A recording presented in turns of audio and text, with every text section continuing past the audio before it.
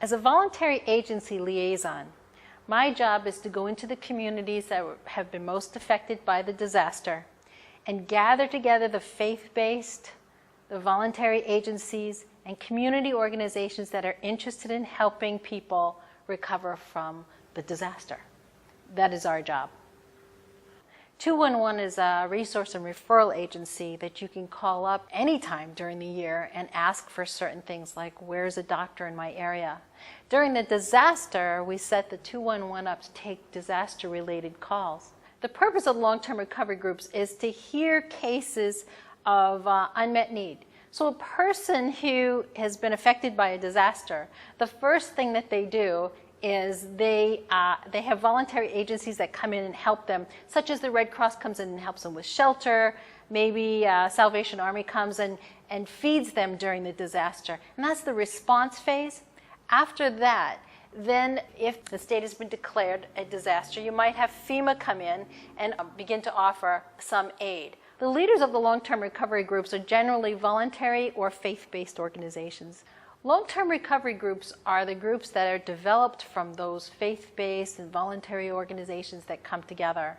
They come together and they try to coordinate and cooperate, communicate with each other in such a way that the work is spread amongst many, so that lots of people are doing lots of things for a lot of people, and that not one person is duplicating the work of another, and not one organization has the burden of the entire disaster in their hands. FEMA's involvement with this is really a liaison role.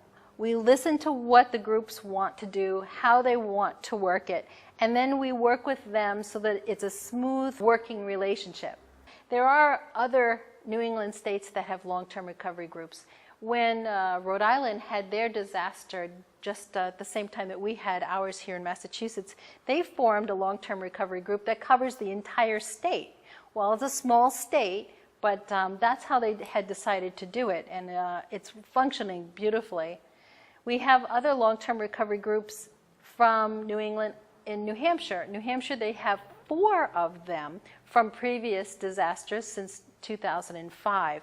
Those are, I suppose you could say that they are dormant right now. They are quiet, but they call themselves COADs, Community Organizations Active in Disaster.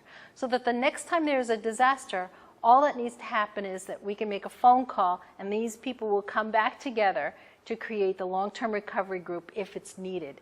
And that's really the goal with all of our long-term recovery groups. Once they have formed and done all that work to come together and create these dynamic groups to help people, we want to keep them together in part of preparedness and to get them involved maybe with Citizen Corps and CERT teams and Medical Reserve Corps and keep them going and ready for the next disaster.